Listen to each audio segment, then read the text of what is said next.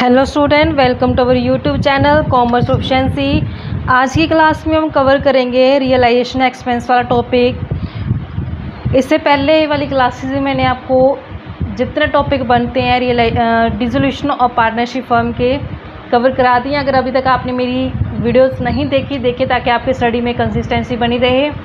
अभी तक अगर आपने मेरे चैनल कॉमर्स प्रोफिशिएंसी को सब्सक्राइब नहीं किया, सब्सक्राइब कीजिए ताकि जब भी मैं न्यू वीडियोज़ अपलोड करूँ सबसे पहले नोटिफिकेशन आपके पास जाए और आप वीडियो देखें और स्टडी में कंसिस्टेंसी बनी रहे। सबसे पहले हमारी एंट्री आती है रियलाइजेशन ऑफ असेट की, यानी कि असेट्स को रियलाइजेशन करना। असेट्स को रियलाइजेशन करने का मतलब क्या है कि असेट को बेचा जाता है कैश में। अगर असेट्स को कैश में बेचा जाता है तो असेट्स को जब बेचते हैं तो उससे कैश आएगा फर्म के अंदर। जब कैश आता है तो उससे बैंक बैलेंस बढ़ जाएगा फर्म का, कैश या बैंक बैलेंस, तो उससे डेबिट किया जाएगा, यानी कि एंट्री क्या हो जाएगी। हम जानते हैं कि जब हम बैलेंस शीट को प्रिपेयर करते हैं तो बैलेंस शीट में हम असेट को इस साइड दिखाते हैं जिसका बैलेंस क्या होता है, डेबिट होता है। जब हम असेट को सेल करेंगे तो सेल करने से फर्म के अंदर कैश या बैंक आएगा, तो एंट्री क्या हो जाएगी जब सेल की जाती है असेट्स, तो एंट्री क्या बन जाती है फिर कैश या बैंक फर्म में आता है, कैश या बैंक अकाउंट डेबिट कर देंगे। और 2 में क्या हो जाएगा, रियलाइजेशन अकाउंट। तो एंट्री क्या बन जाएगी, कैश या बैंक अकाउंट डेबिट हो रियलाइजेशन रियलाइजेशन अकाउंट के नाम से। नेक्स्ट आता है कि अगर कोई पार्टनर असेट को ले गया, यानी कि जब पार्टनर असेट को ले जाएगा तो उस केस में क्या कैश मिलेगा फर्म को, नहीं मिलेगा। तो कैश की जगह फिर क्या आ जाएगा, पार्टनर्स का कैपिटल अकाउंट ओपन कर देंगे। तो एंट्री क्या हो जाएगी, पार्टनर्स कैपिटल अकाउंट डेबिट हो जाएगा। और 2 में रियलाइजेशन अकाउंट। कहते हैं कि अगर असेट जो दी गई है हमें, कहते हैं अगर असेट्स दे दी गई हैं क्रेडिटर्स को, क्रेडिटर्स क्या होते हैं, लायबिलिटी होती हैं। कहते हैं फुल पेमेंट के बदले दिए गए जितना पैसा क्रेडिटर्स को देना था उसके बदले क्या कर दिया, उसको असेट दे दी है। The agreed amount of asset is deducted from the claim of the creditors. कहते हैं जितने भी एग्रीड अमाउंट बनती है उसको माइनस कर देंगे क्रेडिटर्स के क्लेम में से, और जो बाकी बैलेंस बचेगा उसको पे किया जाएगा। तो कहते हैं no entries pass through the transfer of asset to the creditor, यानी कि क्रेडिटर को जो असेट दी जाएगी उसकी ट्रांजेक्शन नहीं करनी। जितना क्रेडिटर्स को कैश में पेमेंट किया जाएगा सिर्फ कैश बैलेंस का ही हमें ट्रांजेक्शन करनी है। जैसे एग्जांपल के लिए कहता है अमाउंट बनते क्रेडिटर्स के 1 लाख क्रेडिटर्स को देने हैं, उसको स्टॉक दे दिया गया 80,000 वाला 17 में, यानी कि 80,000 वाला स्टॉक को 70,000 में ले गया। तो कहते हैं जो बाकी बैलेंस है उसकी हमने एंट्री करनी है। हमने देखा कि क्रेडिटर्स के जो पैसे बनते हैं, क्रेडिटर्स के कितने ड्यूज अमाउंट बनती है, 1 लाख बनती है। इसको असेट में क्या दे दिया, स्टॉक दे दिया। स्टॉक की वैल्यू थी कितनी, 80, लेकिन कितने मिलेगा वो 70 में, तो यानी कंसीडर कितना किया जाएगा, 70। 1 लाख में 70 जो दे दिए तो बाकी जो बैलेंस बच गया 30,000, तो वो कहता है पेमेंट किया गया है, यानी कि कैश या बैंक में पेमेंट कर दी गई उसकी। तो ये अकाउंटिंग रूल कहता है कि जो क्रेडिटर्स असेट उठा के ले गया इसकी तो कोई जनरल करनी नहीं है, लेकिन जो कैश पेमेंट की गई है उसकी हमने रिकॉर्डिंग करनी है। तो जब क्रेडिटर्स की पेमेंट की जाएगी तो उससे बैंक अकाउंट क्या होगा, कम हो जाएगा, बैंक बैलेंस क्या हो जाएगा, कम हो जाएगा, क्योंकि फर्म की साइड से पैसा जा रहा है। तो जब पैसा जाता है तो एंट्री क्या करते हैं, 2 में। 2 में क्या आ जाएगा, बैंक अकाउंट, और डेबिट में क्या आ जाएगा, रियलाइजेशन अकाउंट। तो ये चीज़ ध्यान रखना बच्चों, जब भी लायबिलिटी को असेट दे दी जाती है, यानी जैसे क्रेडिटर्स को उठा के असेट दे दी तो उसकी एंट्री नहीं करेंगे, जितना कैश बैलेंस पेमेंट किया जाएगा सिर्फ उसी की ट्रांजेक्शन हमने रिकॉर्ड करनी है। नेक्स्ट एंट्री आती है अगर कहता है आउटसाइड लायबिलिटी को जो पेमेंट की जाती है, रिकॉर्ड अनरिकॉर्डेड, चाहे वो रिकॉर्डेड हो चाहे वो अनरिकॉर्डेड लायबिलिटी हो। तो जब फर्म लायबिलिटी की पेमेंट करती है तो लायबिलिटी की पेमेंट करने से फर्म के पास से क्या होगा, पैसा चला जाएगा। जब पैसा चला जाएगा तो फर्म क्या करेगी, जब पैसा चला जाता है तो बैंक बैलेंस कम हो जाता है तो उसको क्या करते होते हैं, क्रेडिट करते होते हैं। तो जब लायबिलिटी की पेमेंट की गई है वो लायबिलिटी क्या है, रिकॉर्डेड है, तो हम क्या करेंगे, बैंक को क्या कर देंगे, क्रेडिट कर देंगे। चाहे कैश में पे गई तो कैश, बैंक में की गई तो बैंक अकाउंट क्रेडिट हो जाएगा। डेबिट में क्या आ जाएगा, रियलाइजेशन अकाउंट क्या कर देंगे, डेबिट कर देंगे। तो एंट्री क्या हो जाएगी, रियलाइजेशन अकाउंट डेबिट 2 में कैश या बैंक के नाम से। कहते हैं अगर लायबिलिटी को कोई पार्टनर उठा के ले गया, यानी कि लायबिलिटी की जिम्मेदारी किसने ले ली, पार्टनर ने ले ली, यानी पार्टनर कहता है कि फ़र्म की लायबिलिटी को मैं पे कर दूंगा। तो इस केस में क्या फिर फर्म की साइड से कैश या बैंक जाएगा, नहीं जाएगा, तो उसकी जगह किसका नाम आ जाएगा, पार्टनर्स का कैपिटल अकाउंट नाम आ जाएगा। तो एंट्री क्या हो जाएगी, जब पार्टनर्स है जो लायबिलिटी को टेक ओवर कर लेता है, तो जब पार्टनर्स टेक ओवर कर लेता है तो फर्म की साइड से कैश नहीं जाता, तो एंट्री क्या हो जाएगी, फिर रियलाइजेशन अकाउंट डेबिट कर देंगे और 2 में पार्टनर्स का कैपिटल अकाउंट क्या हो जाएगा, ओपन हो जाएगा। 2 में पार्टनर्स कैपिटल अकाउंट के नाम से हम इसको दिखा देंगे। नेक्स्ट कहता है for payment of realisation expense. जब रियलाइजेशन के एक्सपेंस पे किए जाते हैं, ये मैं आपको थ्योरी भी बताती हूँ, इसका एग्जांपल भी साथ के साथ मैं आपको कवर करा दूंगी। कहते हैं कि जब एक्सपेंस पे किया था फर्म द्वारा, जब फर्म पे करेगी तो फर्म के साइड से क्या होगा, कैश चला जाएगा। तो एंट्री क्या हो जाएगी, रियलाइजेशन टू कैश है बैंक के नाम से।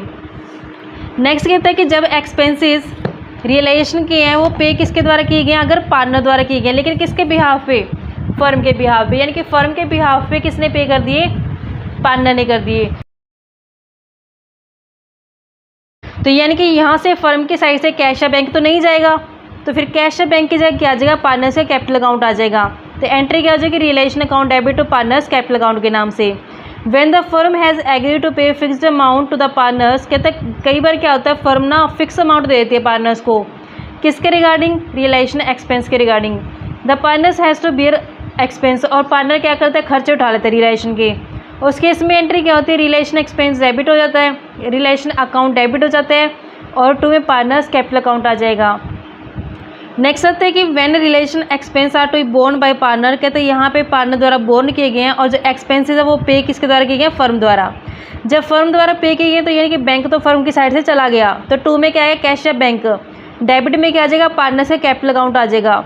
नो एंट्री विल बी पास, कहता है तब एंट्री हम नहीं करेंगे जब एक्सपेंसिव बोर्न और पे किसके द्वारा किए जाएंगे, पार्टनर द्वारा किए जाएंगे अपनी पॉकेट में से। हम जब बुक्स में एंट्री रिकॉर्ड करते हैं वो करते हैं फर्म की बुक्स में, जब पार्टनर्स ने अपनी पॉकेट में से पे कर दिया तो फर्म के ऊपर कोई इफेक्ट नहीं आएगा, तो इसी कारण से इसकी कोई भी एंट्री नहीं की जाएगी। If nothing is mention about the treatment of realisation expense, कहता है कि अगर क्वेश्चन में हमें रियलाइजेशन एक्सपेंस के ट्रीटमेंट के रिगार्डिंग कुछ भी गिवन नहीं होता तो हम अज्यूम कर लेते हैं कि जो रियलाइजेशन के एक्सपेंस है वो किसके द्वारा पे किए गए हैं, फर्म द्वारा पे किए गए हैं। तो यहाँ पे जैसे एग्जांपल हमारे पास बनते हैं, इसके 2 एग्जांपल बनते हैं, तो मैं आपको करवाती हूँ, सेकंड एग्जांपल कवर कराती हूँ। जैसे जैसे हमने अभी जर्नल किए हैं वैसे उसी बेस पे हम क्या करेंगे, इसका ट्रीटमेंट करेंगे। तो इसकी स्टेटमेंट सबसे पहले पढ़ेंगे हम, और स्टेटमेंट में जैसे जैसे लिखा है उसी बेस पे हम धीरे धीरे करके क्या करेंगे, इसकी जर्नल करेंगे, एक एक रिकॉर्ड करते जाएंगे साथ के साथ। तो अब देखते हैं कि सबसे पहले वाली जो जर्नल है उसमें क्या बोला है। कहते हैं रियलाइजेशन एक्सपेंस अमाउंट ऑफ 5000, कहता है 5000 का क्या होगा, एक्सपेंस हो गया। एग्जाम्पल सेकंड है ये। तो देखो जब रियलाइजेशन एक्सपेंस अमाउंट 5000 हो चुका है, यहाँ पे डिफाइन नहीं है कि फर्म द्वारा पे किया गया या पार्टनर द्वारा पे किया गया है, तो हम ये अज्यूम करते हैं कि ये एक्सपेंस किसके द्वारा पे किए गए हैं, फर्म द्वारा। जब फर्म पे करते हैं तो एंट्री क्या की जाती है, रियलाइजेशन अकाउंट को डेबिट किया जाता है और 2 में बैंक अकाउंट क्या कर देंगे, ओपन कर देंगे। 5000 और ये 5000, first entry clear, I hope. Next आते हैं कि realisation expense amount 8000 were paid by partner. यहाँ पे जो 8000 पे किए गए वो फर्म द्वारा नहीं किए गए, किसके द्वारा किए गए, पार्टनर द्वारा। तो यहाँ पे फिर बैंक अकाउंट के बजाय क्या आ जाएगा, पार्टनर्स का कैपिटल अकाउंट ओपन कर देंगे। तो एंट्री क्या हो जाएगी, रियलाइजेशन अकाउंट डेबिट हो जाएगा। 2 में पार्टनर एक्स है यहाँ पे, तो 2 में एक्स कैपिटल अकाउंट आ जाएगा। कितने पे किए गए, 8000, तो 8000 क्या कर देंगे, इसमें एंट्री कर देंगे। थर्ड केस में कहता है रियलाइजेशन एक्सपेंस अमाउंट टू 10000, कहते हैं कि रियलाइजेशन के एक्सपेंस हो गए 10000 वर पेड बाय द फर्म, कहते हैं किसके द्वारा पे किए गए, फर्म द्वारा। किसके बिहाफ पे, पार्टनर के बिहाफ पे। जब पार्टनर के बिहाफ पे पे किए जाते हैं फर्म द्वारा, तो अब देखो पेमेंट है जो किसके द्वारा की गई है, पेमेंट की गई है फर्म द्वारा। तो जो मेन चीज़ है फर्म, तो यानी कि कहता है कि 10000 पेड बाय फर्म, तो यानी कि फर्म के साइड से बैंक तो चला गया, बैंक अकाउंट क्या करते हैं, क्रेडिट करेंगे 10000 से। तो अब हम देखते हैं कि डेबिट में किसका किया जाएगा। तो अब यहाँ पे फर्म ने किसके बिहाफ पे किया, पार्टनर के बिहाफ पे किया, तो पार्टनर्स कैपिटल अकाउंट क्या कर देंगे, डेबिट करें। तो एंट्री क्या हो जाएगी, पार्टनर्स कैपिटल अकाउंट क्या हो जाएगा, डेबिट हो जाएगा, क्योंकि पार्टनर के बिहाफ पे जो फर्म ने पे की है। नेक्स्ट केस कहते हैं रियलाइजेशन एक्सपेंस अमाउंट ऑफ 15000, 15000 का खर्चा हुआ है, पेड बाय द फर्म, किसके द्वारा पे किए गए, फर्म द्वारा पेमेंट की गई है। नेक्स्ट केस में कहते हैं फोर्थ केस में रियलाइजेशन एक्सपेंस अमाउंट टू 15000, 15000 रुपये जो खर्च हो चुके हैं वो पेड बाय द फर्म, कहता है फर्म द्वारा पे किए गए हैं। Mister x one of the partners has to bear this expense, कहता है मिस्टर एक्स है उसने बियर कर लिए हैं। अब जब फर्म ने पेमेंट की है तो फर्म की साइड से कैश या बैंक चला गया, तो एंट्री क्या कर देंगे, 2 में बैंक अकाउंट हो जाएगा। अब यहाँ पे बियर किसने कर लिए हैं, एक्स ने, तो एक्स कैपिटल अकाउंट क्या कर देंगे, डेबिट कर देंगे 15000 से और ये 15000 से। नेक्स्ट में कहते हैं कि रियलाइजेशन के एक्सपेंस हुए 20,000 वर पेड बाय द फर्म, यानी कि 20,000 जो पेमेंट की गई है वो फर्म द्वारा की गई है। 8,000 है जो वो तो फर्म ने बोर्न कर लिए, जो बाकी बैलेंस है वो पार्टनर ने कर लिए। अब हमने देखा कि टोटल कि बैंक ने मतलब फर्म ने कितना पेमेंट किया है, बैंक अकाउंट के नाम से 20,000 दिखा देंगे। अब जितना फर्म ने पे किया उसको तो रियलाइजेशन अकाउंट में ट्रांसफ़र कर देंगे, रियलाइजेशन अकाउंट के नाम से इसको दिखा देंगे। कहते हैं फर्म ने जो पेमेंट की है वो 8,000 से की है, तो जो बाकी बैलेंस कहते हैं वो पार्टनर जिसका नाम है मारुति, तो मारुति कैपिटल अकाउंट के नाम से उसको दिखा देंगे। तो इस तरीके से हम टोटल इसका हिसाब कर देंगे 20,000 का। कहते हैं नेक्स्ट क्वेश्चन में नेक्स्ट टाइप में डिसोल्यूशन एक्सपेंस अमाउंट 20,000, कहते हैं 20,000 का एक्सपेंस हुआ है। 8,000 were to be borne by the firm, कहते हैं 8,000 बोर्न किए गया फर्म द्वारा, पेमेंट नहीं की बोर्न किए गए हैं। ध्यान रखना ये डिफरेंस इसमें बोर्न में और पेमेंट में डिफरेंस होता है बच्चों। कहते हैं कि 8,000 जो बोर्न किए गए फर्म द्वारा, जो बैलेंस है वो मारुति ने मतलब पार्टनर है जो उसने बोर्न कर लेना है। कहते हैं जो एक्सपेंस है पे किसके द्वारा किए गए, मारुति द्वारा। कहते हैं टोटल 20,000 एक्सपेंस था। 20,000 में कहता कि इसमें 8,000 की तो किसने कहा है, कहता फर्म ने बोर्न करने हैं। 20 में से 8 गए, पीछे 12 बचे हैं, 12 कहते हैं मारुति ने करने हैं। अब लास्ट लाइन में कहते हैं कि सारे के सारे एक्सपेंस मारुति ने किया, यानी कि ये सारे तो मारुति ने पे करने हैं, 12 तो पहले पे कर ही चुके हैं। तो जो फर्म ने कहा था कि मैं बोर्न कर दूंगी, तो फिर फर्म के जो अब किसको पे करने पड़ेंगे, वो भी तो मारुति को करने पड़ेंगे ना। तो फिर अब हिसाब कितने का करना पड़ेगा, सिर्फ हमें 8,000 का करना पड़ेगा जो फर्म ने बोर्न करने के लिए बोला था। तो यहाँ पे एंट्री क्या हो जाएगी, रियलाइजेशन अकाउंट डेबिट हो जाएगा।